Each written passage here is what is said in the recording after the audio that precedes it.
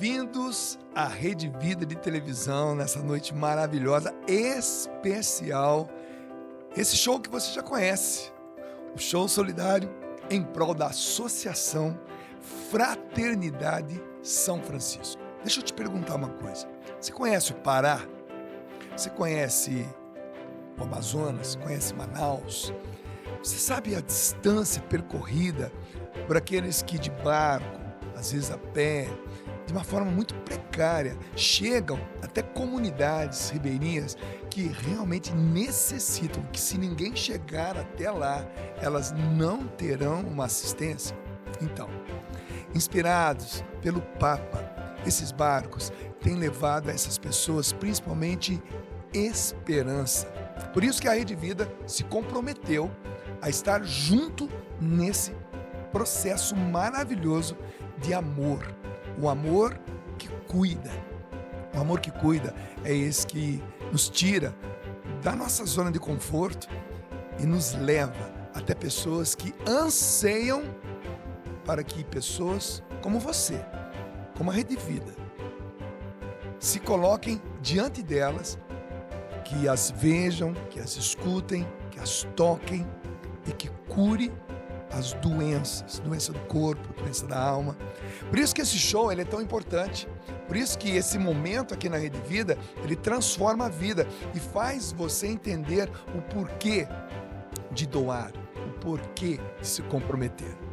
Bom, no show de hoje nós vamos trazer para você um momento que nós vivemos com o Padre Zezinho, aqui em Taubaté, aqui onde ele mora, que nós carinhosamente chamamos de conventinho. Ficamos surpresos, nos emocionamos, eu chorei, ele cantou, eu cantei. Uma entrevista maravilhosa que, na minha opinião, é épica. Então hoje é um presente que nós estamos dando a você. Porém, esse presente que nós estamos dando a você é para que eu e você, cada um de nós, também possamos presentear pessoas que necessitam de uma maneira concreta de doação. Sim, esses barcos, eles levam cura física, conforto, esperança para essas pessoas. Eu já começo deixando aqui na telinha para você anotar essa chave Pix, para que você, ao ver todo esse movimento, você entenda que com a sua ajuda nós podemos chegar a mais pessoas, a mais lugares e a mais situações. Pode anotar: 11 97 682 9708. Dunga, mas quanto que eu posso doar? Deus já está tocando no teu coração e já está dizendo para você: doe isso. É o que você pode, é o que você quer. Só que quando nós juntamos todos esses corações, um milagre acontece. Enquanto eu espero o meu milagre na minha vida particular, eu participo do milagre do meu próximo. Por isso, nós estamos aqui. Também temos aqui o QR Code na tela, que você pode escanear agora. Pronto, as coisas vão acontecer. 1 milhão de atendimentos nos barcos hospitais do Papa Francisco no Pará e o São João em Manaus, São João 23, em Manaus. É muita gente. Eu conheço o Pará, eu conheço Manaus, eu já rodei muito em missão e eu sei as distâncias percorridas e o grau de dificuldade. Portanto, hoje, eu e você, no conforto da nossa casa, escutando uma das vozes mais icônicas da evangelização nos últimos 40 anos aqui no Brasil, ao dar a você esse espetáculo, esse show de entrevista e de canção, nós estamos esperando que o teu coração, uma vez tocado, possa também ajudar pessoas que não tiveram a mesma sorte que nós, que não tiveram as mesmas oportunidades que nós. Portanto, chegou a hora de verdadeiramente sermos solidários. Começa agora, para valer, mais um show solidário em prol da Associação Fraternidade São Francisco. Bora! Conheço um coração tão manso, humilde e sereno, que louva louvo ao Pai por revelar seu nome aos pequenos, que tem o dom de amar, que sabe perdoar e deu a vida para nos salvar. Jesus, manda teu Espírito para transformar meu coração. Jesus, manda teu Espírito para transformar meu coração. Sempre é bom ouvir a música na voz do autor. Essa é a segunda parte do programa com o Padre Zezinho. Mas a gente não é que conseguiu ainda mais uma surpresa para você? Conhece essa voz? Segunda parte da música, vamos lá. Às vezes no meu peito bate um coração de pedra, magoado, frio, sem vida. Aqui dentro ele me aperta, não quer saber de amar, nem sabe perdoar. Quer tudo e não sabe partilhar.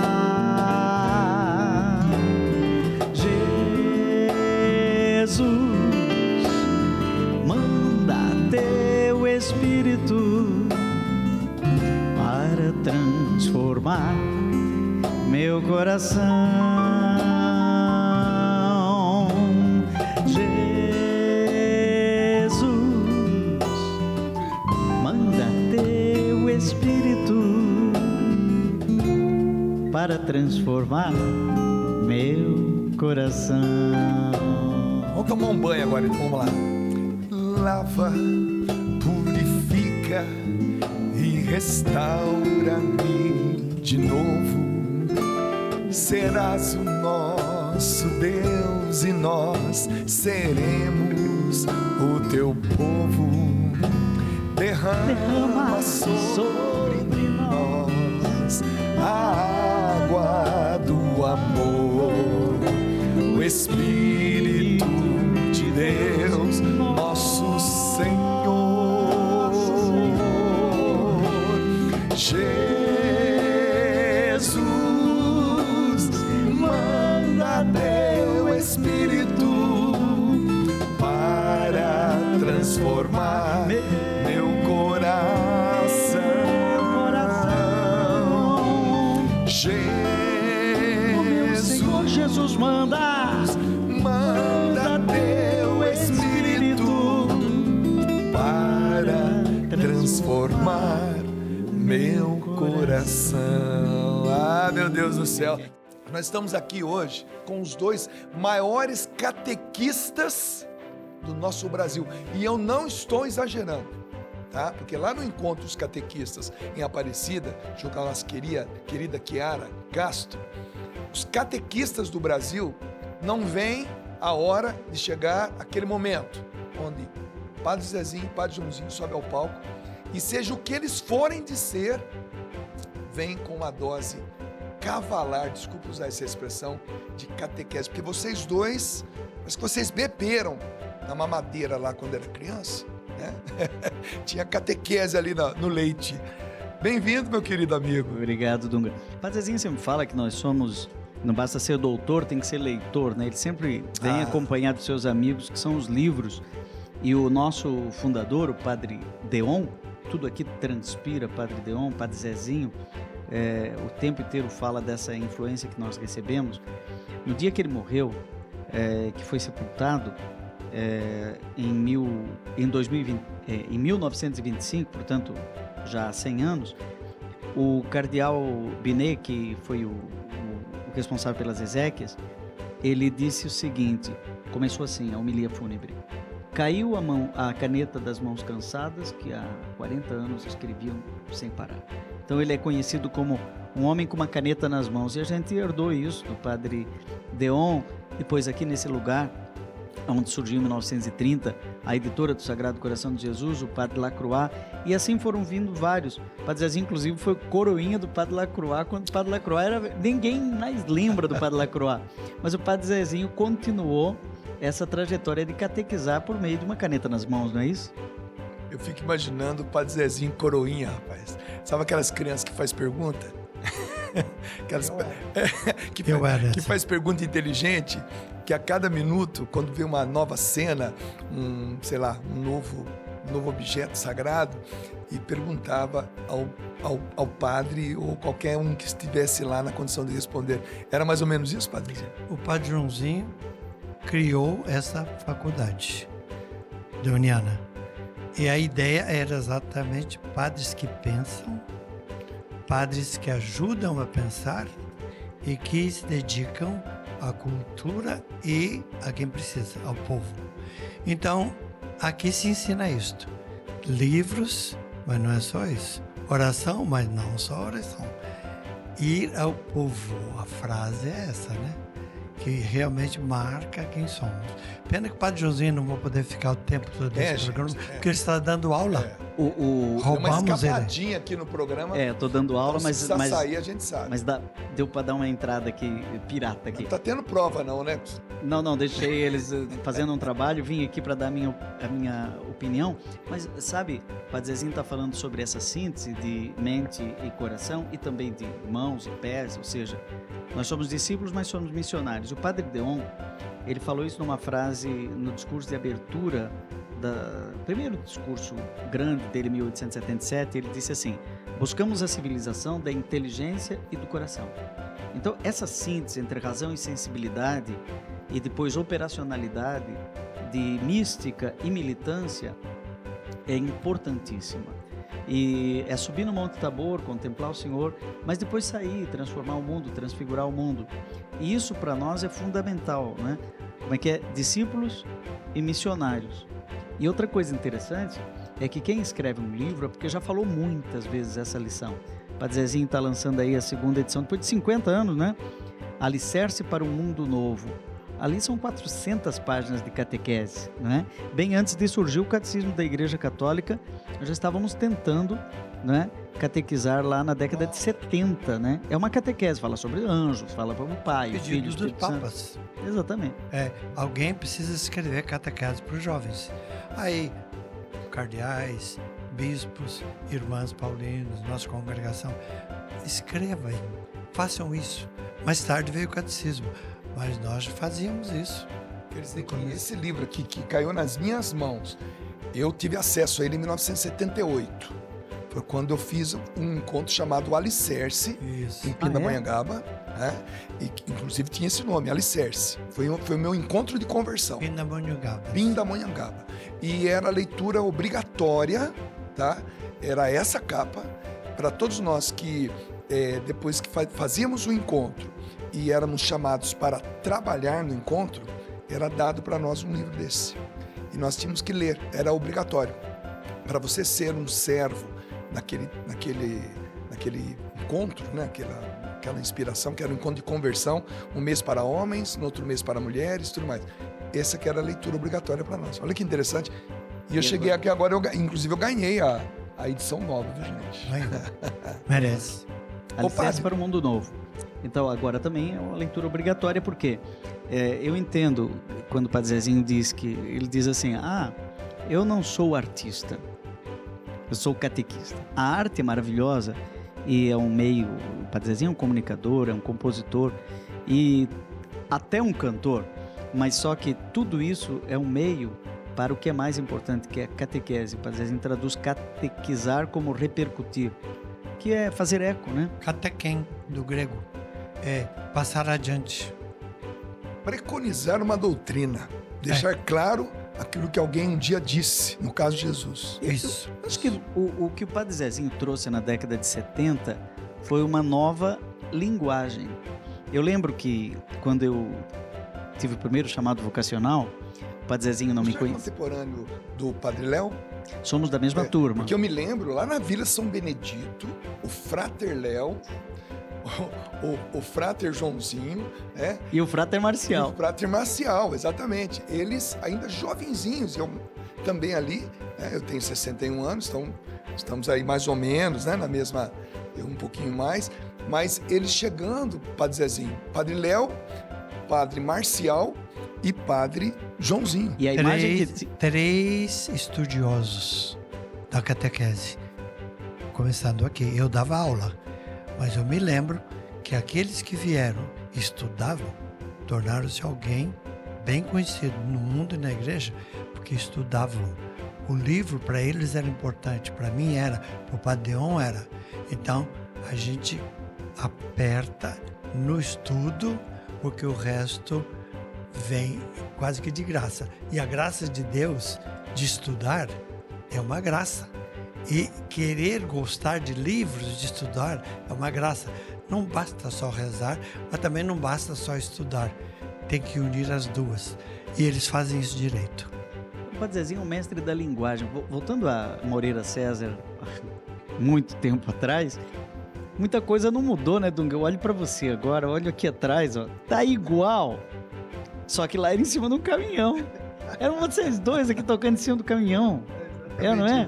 O Dunga sempre cantando o microfone na mão, às vezes microfone de fio, daquele que vem no sorvete seco, né? Cantando lá em cima do Às caminhão. vezes vermelhinho, às vezes azulzinho. Azulzinho, violão e microfone de brinquedo, mas a história ficou muito séria. E nesse tempo todo, já são mais de 30 anos de padre, né? Eu aprendi aquela história que o Padre Zezinho ia dizer assim, lá quando eu era criança, eu escutei pela primeira vez o Padre Zezinho falar num disco falado.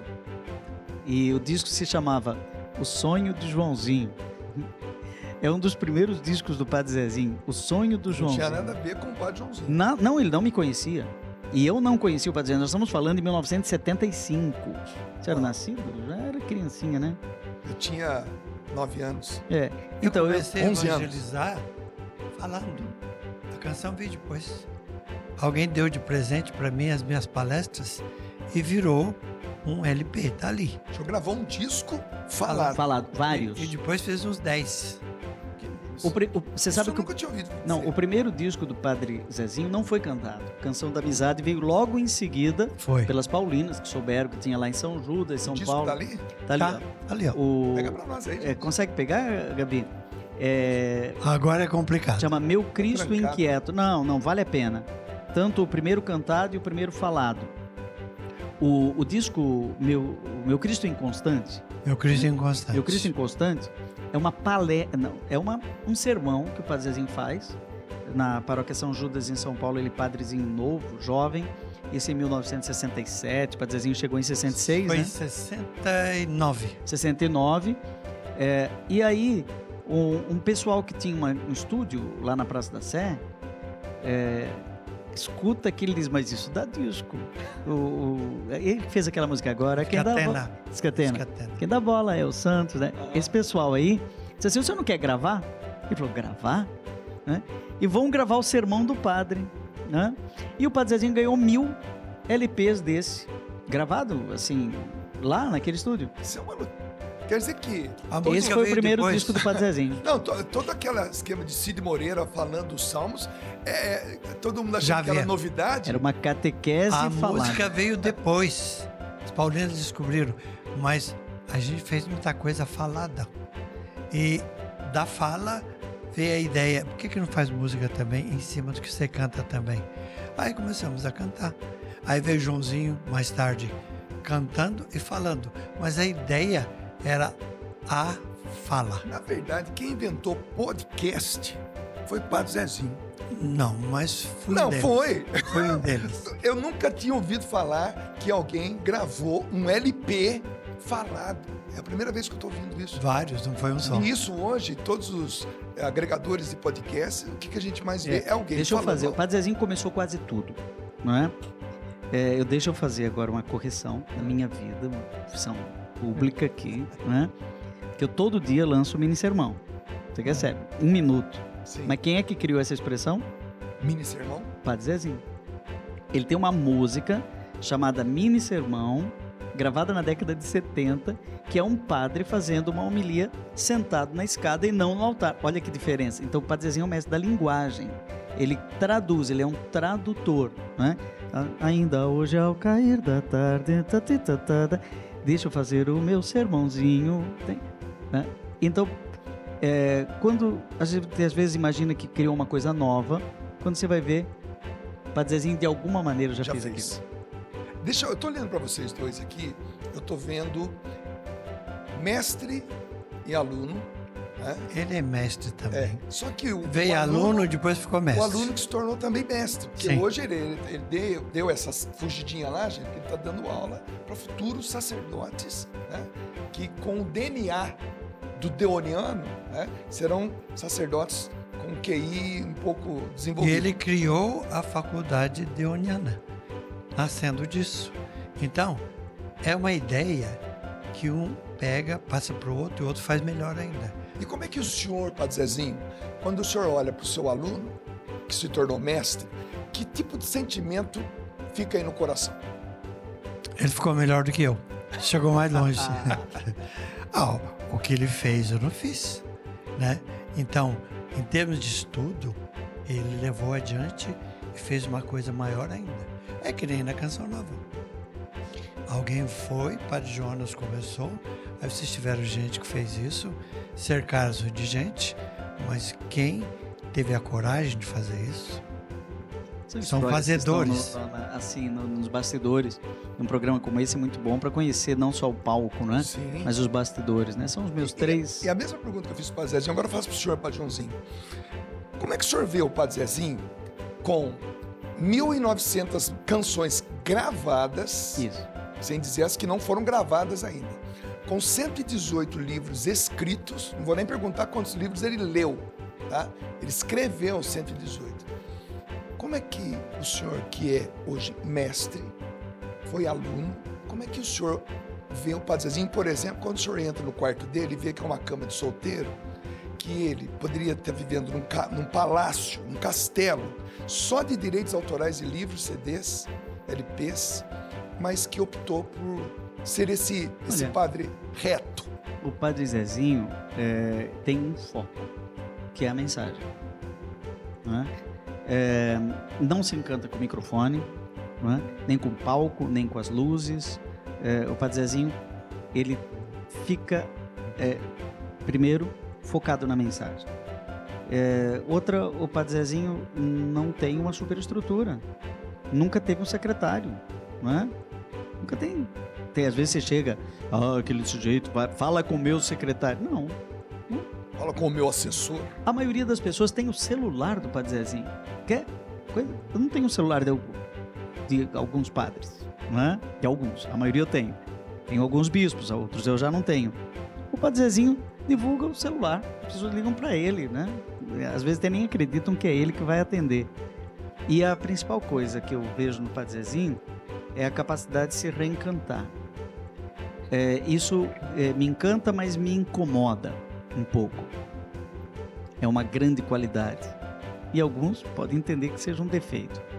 Todo dia o Padre Zezinho tem uma ideia nova. Outro dia, eu entrei no quarto dele, aquele que você falou, de uma cama só. Ele disse, senta aí. Eu acabei de escrever 18 livros e gostaria de saber quando é que vocês vão publicar. 18. Eu acabei de escrever 18. Olha o segredo. Aí. Eu leio muito. Joãozinho também. Essa editora passou praticamente por nós dois. É porque a gente escreve, anota e depois o pessoal faz adiante. Então, a gente é pensador e leitor. E isso aprendemos com a congregação. Então, a gente não para de ler, mas também não para de conversar com o povo e deixar falar. Daí vem as ideias. Eu tenho um filho que ele é teólogo, primeiro formou em História. Felipe. Depois ele formou em Teologia, fez pós em Sagrada Escritura. E quando ele fala de vocês dois, nas nossas conversas, porque a gente toda quarta-feira nós temos o hábito de estudar juntos, eu e ele. A gente estende um pano e começa a desenhar o mapa de Israel e a gente começa a estudar distâncias, cronologia, nomes e tudo mais. Ele fala de vocês com um respeito tão grande. Então agora eu estou falando do meu filho, que é teólogo e que está a alguns quilômetros de distância, né, daquilo que vocês se tornaram, mas ele fala com um respeito, vocês são uma referência para catequistas e jovens teólogos no Brasil.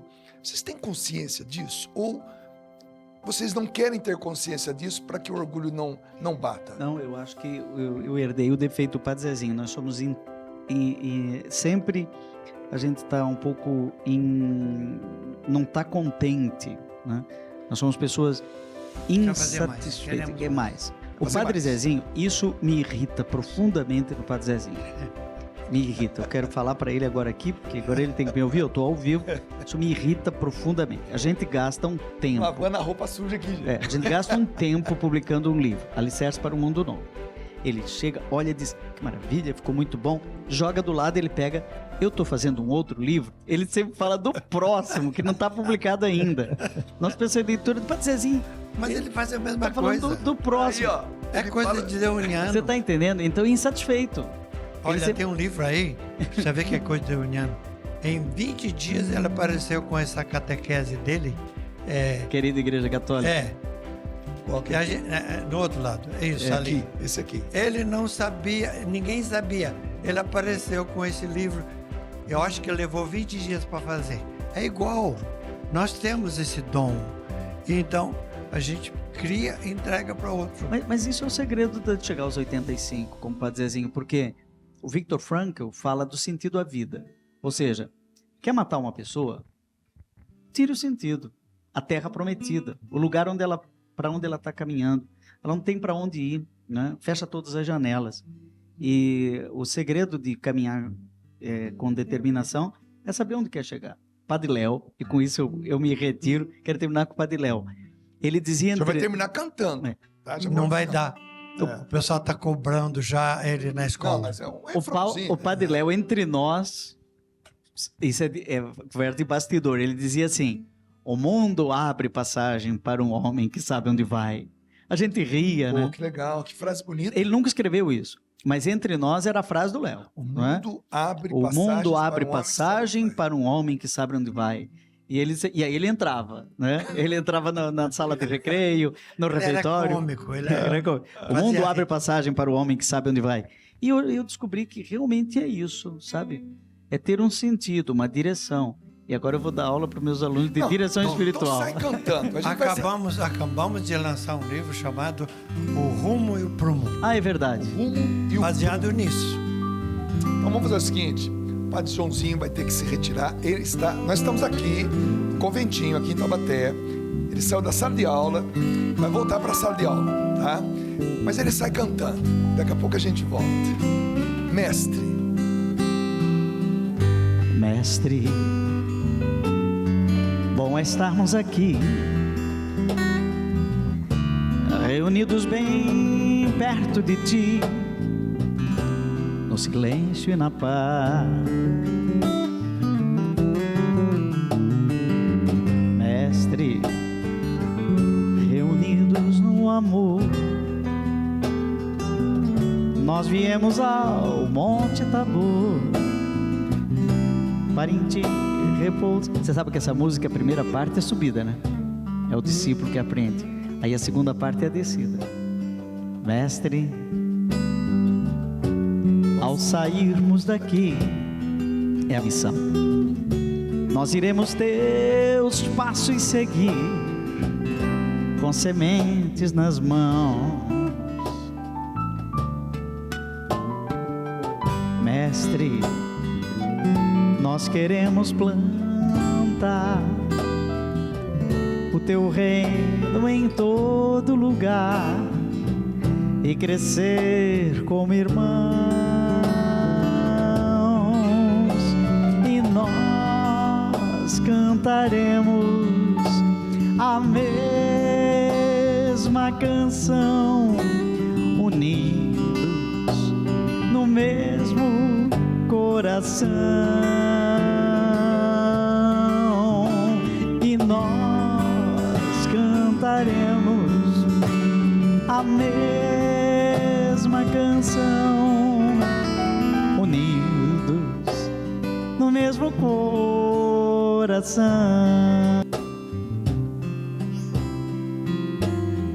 Só quero registrar que é uma honra cantar essa música do lado do autor. Um certo dia, à beira-mar,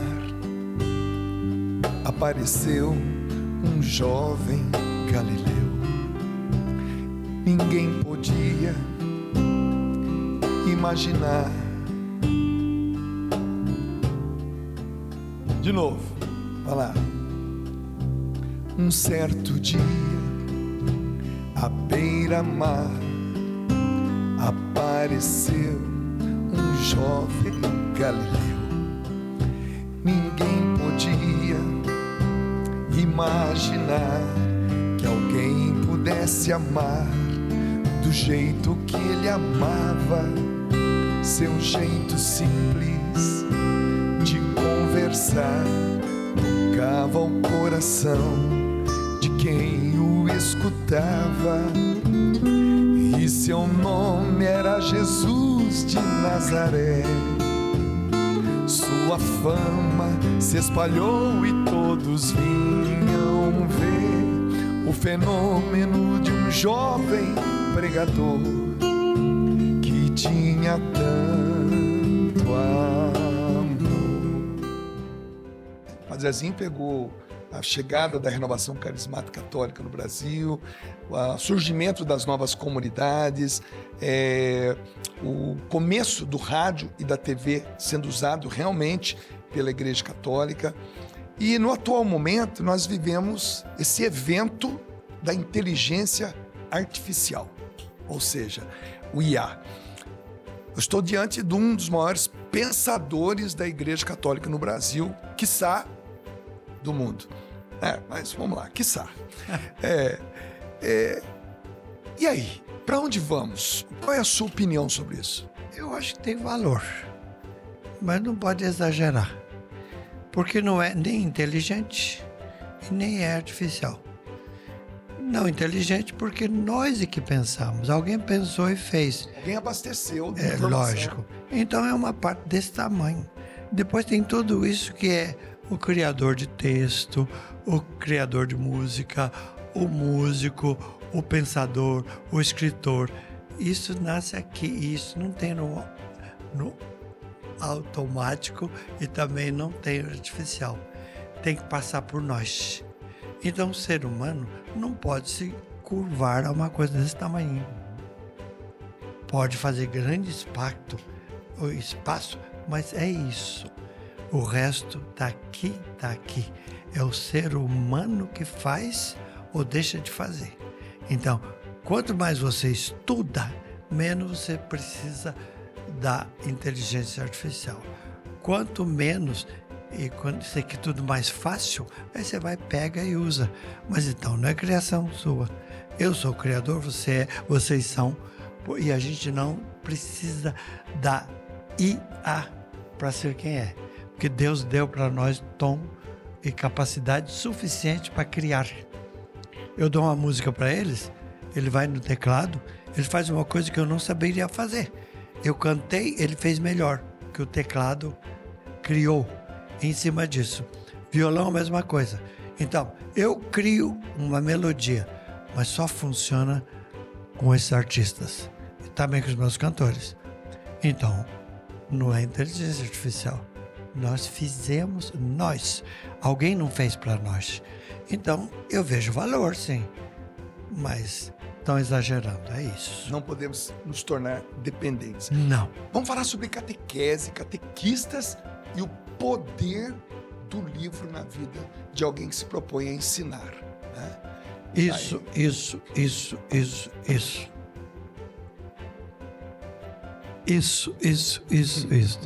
Alguém estudou 40, 60 anos para me dar um livro que eu comprei por R$80.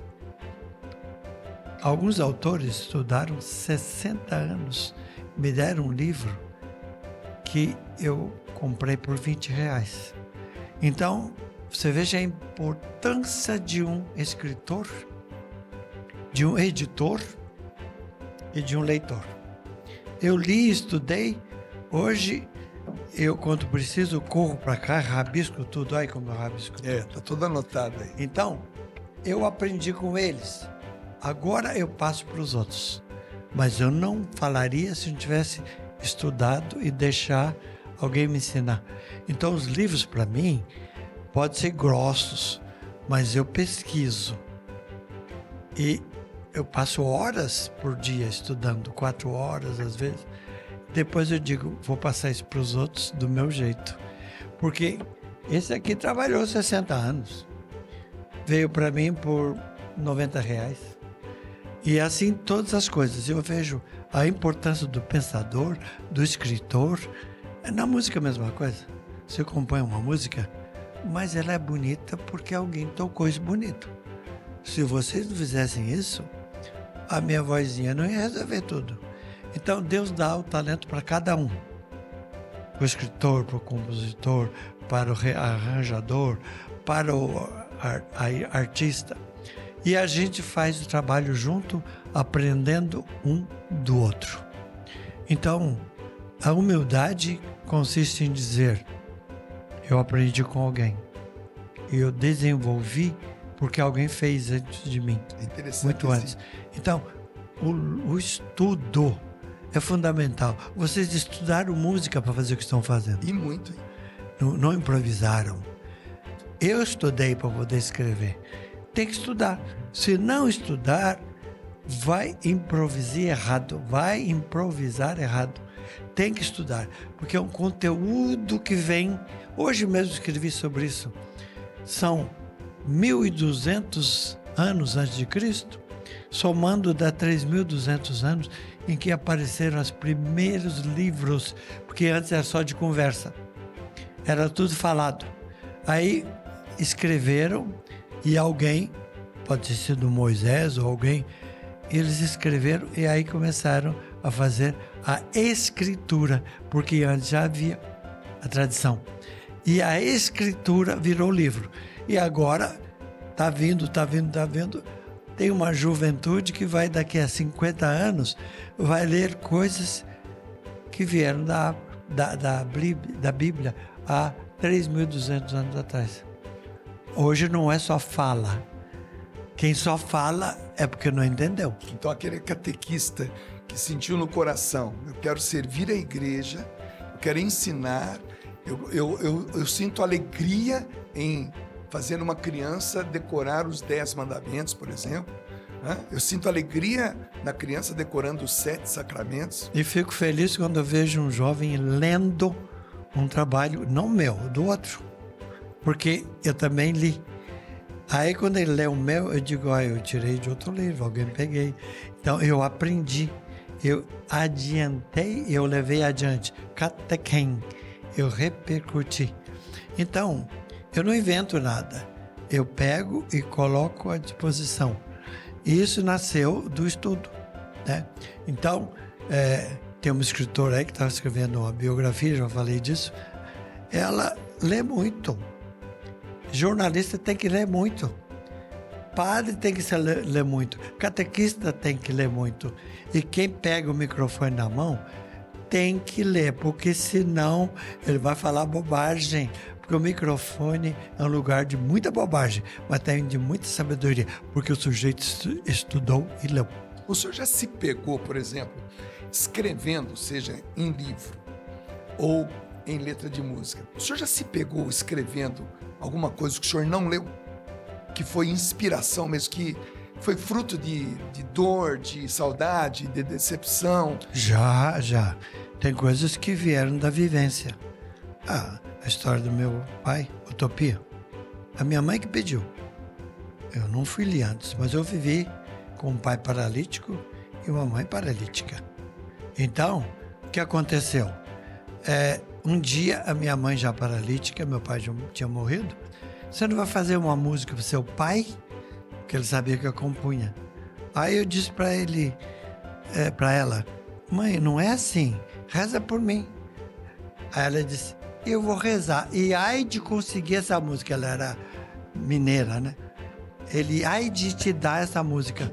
Eu fui para Kaiserslautern, na Alemanha, e lá, a primeira vez, porque eu fui 2 vezes, aí eu disse, a minha mãe está pedindo essa música.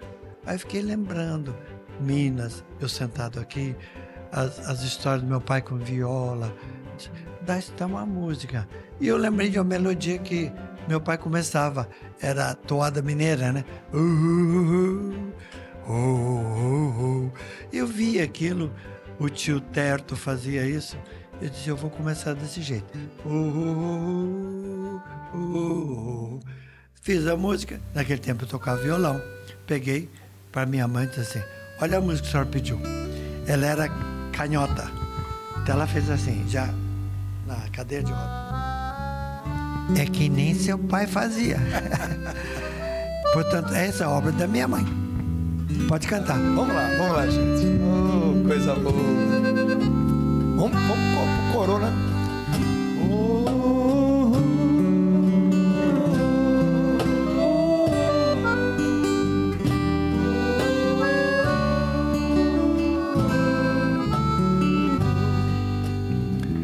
Das muitas coisas do meu tempo de criança, guardo vivo na lembrança o aconchego do meu lar.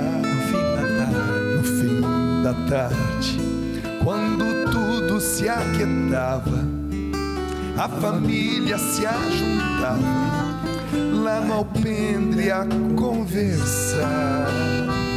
Meus pais não tinham nem escola, nem dinheiro.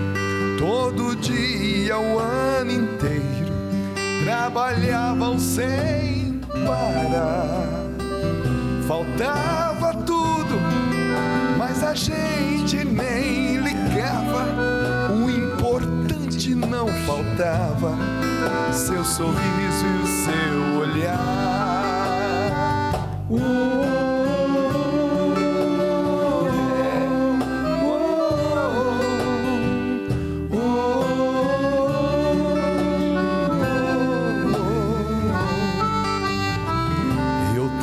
Tantas vezes vi meu pai chegar cansado, mas aquilo era sagrado.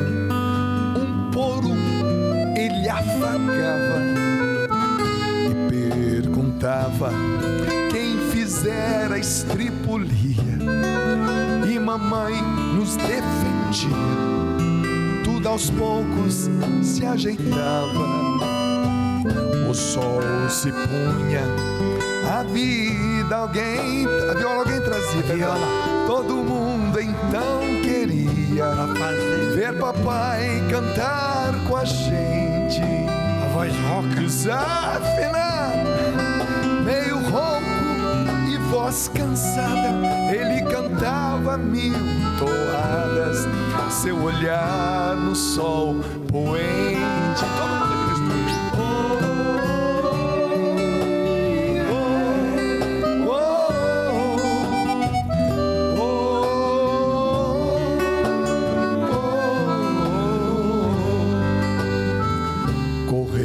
tempo, hoje eu vejo a maravilha de se ter uma família quando tantos não a têm.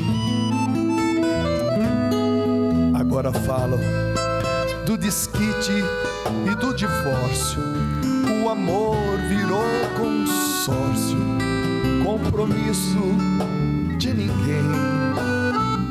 E há tantos filhos que bem mais do que um palácio gostariam de um abraço e do carinho entre seus pais. Se os pais se amassem, o divórcio não viria. Chamam isso de utopia, eu a isso chamo paz. Olha o grande coral aí, barato.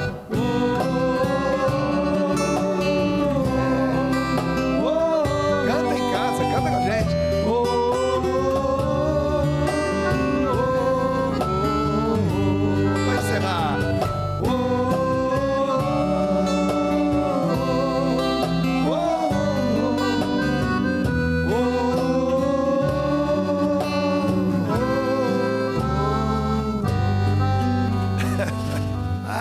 mãe que pediu essa música. Que isso? Eu faço muita música que bispos, cardeais pedem e padres, leigos. De repente eu digo, dá para fazer uma música sobre isso. Agora, não adianta encomendar. Fica a ideia. Mais cedo, mais tarde, quem sabe vem. E se não dá, eu peço desculpas. Não deu. Entre um livro e um outro, entre uma missa e outra, entre uma oração e outra, a ideia da música vem. Às vezes eu sei que eu não consigo. Sabe o que eu faço? Eu falo com o Joãozinho. Ele compõe mais depressa do que eu. Ele tem um dom que eu não tenho. Ele é rápido. Eu demoro um pouco. É uma questão de dom também. Mas pede uma música para o Joãozinho, no dia seguinte está pronto. Eu demoro um pouco mais. É o dom dele. O meu, eu tenho que mastigar, tenho que sentir. Só que depois que eu faço. São jeitos de compor, né? Cada um do seu jeito. Padre é pai, né? Padre é pai. É isso. E não outra coisa. Ficou padre, é padre. E o senhor se sente pai desses padres? Por favor. Olha, eu não tenho filhos, não tive, mas eu criei muito filho. Pobre, gente talentosa, gente que mostrou que queria me ver como pai, porque precisava de pai. Ou um avô que precisava de um avô, né? Então eu dizia assim, eu posso, eu ajudo. O que você quer que eu faça? Eu queria que você fosse meu pai porque eu não tive pai. Eu queria que você fosse meu avô porque eu não tive avô. Então eu sou padre, avô, pai, padre, pai, tio. Aí, mas padre para isso, né? Você ocupa um lugar que o outro não ocupou. As freiras também. Os lugares, os orfanatos, etc. Alguém foi lá pegar o lugar de pai e mãe.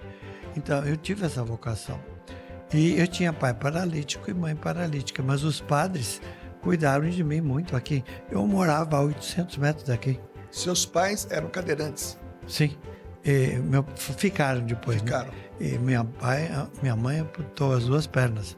Meu pai era paralítico, caiu do cavalo e daí ele nunca mais se refez. Aí eu morava a 800 metros daqui. Eu vinha no conventinho e tinha um padre lá que ele era meio pai para mim. Ele realmente sabia que a gente era pobre, ele cuidava muito dos pobres, o Padre Teodoro. Aí o Padre Teodoro foi ajudar meu pai e meu pai disse assim, esse menino está querendo ser padre, só que eu não posso, eu estou morrendo. De fato, ele falou isso. E foi em 1951. Aí ele disse, eu cuido dele, eu vou ser pai dele.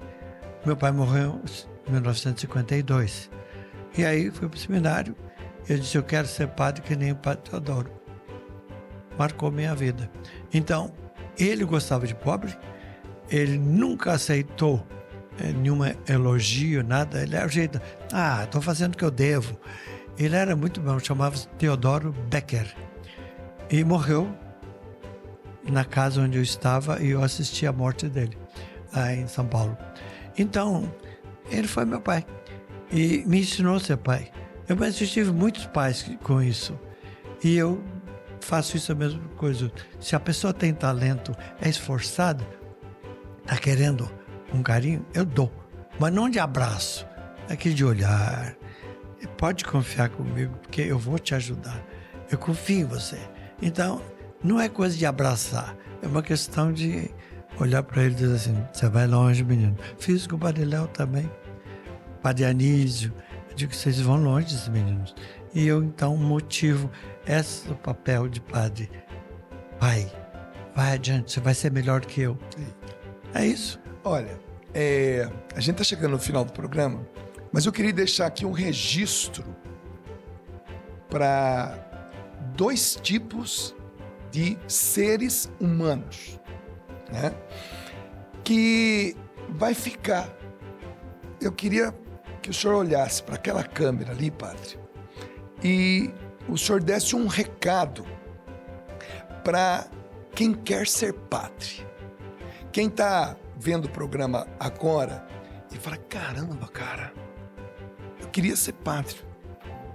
Só que eu tenho medo, tenho isso, tenho aquilo, tenho receita, eu sou pobre, não me julgo capaz.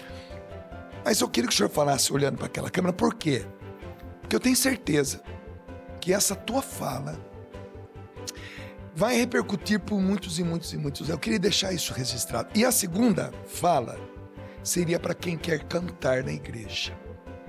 Para aquele jovem que quer evangelizar pela música, ou aquele adulto, ou aquele padre que quer cantar, o cantor católico. Então, essa câmera no finalzinho do programa, ela é do senhor para esses 2 recadinhos. Essa resposta eu já dei no primeiro livro que nós lançamos na editora. Indo ali adiante, tem um sobre um jovem que não sabia se queria ser padre ou não, e eu escrevi esse livro. Depois, eu preguei sobre isso também, porque muita gente perguntava. Então eu dizia, olha, eu tenho uma resposta em livro e cantando. Eu cantava muitas músicas sobre isso também. Se ouvires a voz do vento, é uma resposta. E além disso, dessas músicas, eu cantando ou falando, eu punha em livro ou em canção. E eu dizia também, mais tarde, para aquele que chegou lá, agora faça isso para os outros. Essa é a ideia. Então, se eu vou dizer alguma coisa, é isso. Não me imite.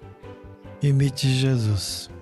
Mas aprenda com os papas, bispos, padres, leigos que nem você, leigas, irmãs, freiras. Aprenda com eles que eles vivem para os outros. Se você conseguir viver para os outros, já chegou a sua vocação. Agora, se vai ser padre, se um dia vai ser bispo, se vai ser freira, isso é outra história. Você aprendeu o básico. E o básico é, lá do íntimo, do seu coração, dizer assim: eu quero viver para os outros, não para mim. Eu quero fazer o outro feliz, porque eu já sou feliz. Se ele conseguir isso, ele vai ter uma vocação e vai vivê-la. Como? Aí é Deus que vai decidir. Então, eu nunca digo, vá ser padre. Eu digo, tente ajudar os outros e viver para os outros. O resto Deus vai decidir. Foi assim comigo. E eu imitei. Eu quis aprender.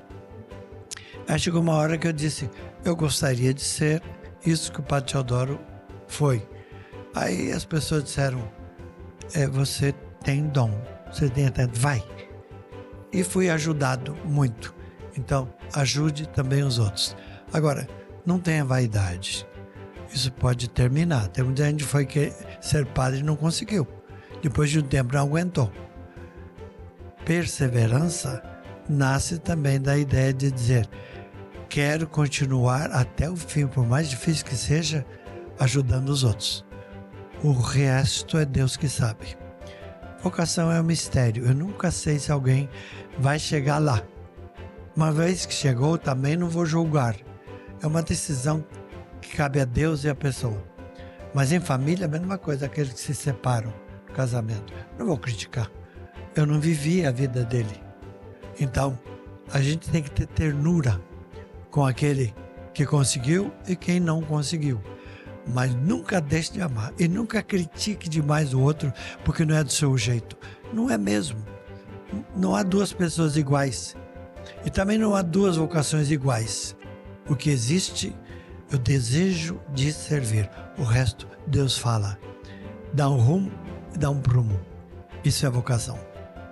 Isso já deu livro também. O rumo e o prumo. Tá aqui. E aí, gostou do Padre Zezinho?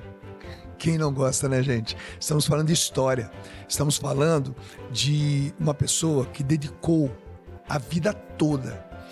Quem vem aqui no conventinho e percebe que esse padre que gravou mais de 1.900 canções, que escreveu 118 livros, esse padre que poderia viver com os direitos autorais em um palácio, mas quem vai no quarto dele percebe uma cama de solteiro, fotografia dos pais, o santo de devoção, um terço pendurado na guarda da cama, uma vida de padre austero, um dos padres mais famosos do Brasil. Por isso que nós aqui da Rede Vida, que somos o canal da família e da boa notícia, hoje nós demos a você 2 boas notícias. Um pouco da vida do Padre Zezinho e esse trabalho maravilhoso da Associação Fraternidade São Francisco. Volto a dizer, uma inspiração, um projeto que nasceu em 2013, no contexto da Jornada Mundial da Juventude. Inspirados pelo Papa Francisco, os barcos hospitais levam pelos rios do Pará e do Amazonas dignidade, atendimento médico, esperança a milhares de ribeirinhos. É isso. Muitas vezes nós nem vamos sonhar com a possibilidade de estarmos lá e colocar a mão na massa. São médicos, são profissionais técnicos, são pessoas que realmente levam esperança para essas pessoas. Barcos equipados para cirurgias, várias especialidades. Projeto mantido pela pela Associação e Fraternidade São Francisco, providência de Deus, que tem como presidente fundador nosso querido Frei Francisco Belotti. Meus irmãos, unam-se a nós. Aqui na Rede Vida, nós vivemos um amor que cuida. Em cada programa, cada apresentador, e eu estendo isso aos nossos técnicos, aos nossos produtores, aos nossos diretores. A equipe é grande, é uma família, e nós já entendemos a nossa missão. Portanto, agora eu convido mais uma vez você a anotar isso que eu vou dizer agora. É o nosso Pix, o Pix para ajudar esse trabalho maravilhoso. A chave Pix é 11 97 682 9708. Está aí na sua telinha. Eu repito, 11 97 682 9708. Ou então o QR Code que está aí no cantinho da sua tela. E também você pode entrar por doe.ajudeobarco.com.br. Anota tudo aí. Eu tenho certeza que Deus vai tocar no teu coração. Afinal de contas, eu não sou médico, mas eu posso ajudar um médico a chegar naquele meu irmão que se une a mim na Eucaristia, corpo, sangue, alma e divindade de nosso Senhor Jesus Cristo. Nós somos um só corpo. E esse corpo precisa de você. Obrigado por tudo, obrigado por ter estado conosco. Deus abençoe e até o próximo Show Solidário. Amar como Jesus amou, sonhar como Jesus sonhou, pensar como Jesus pensou, viver como Jesus viveu, sentir o que Jesus sentia, sorrir como Jesus sorria. E ao chegar ao fim do dia, eu sei que eu dormiria muito mais feliz. Sentir o que Jesus sentia, sorrir como Jesus sorria. E ao chegar ao fim do dia, eu sei que eu dormiria. Boa noite, dorme com Deus. Muito mais feliz.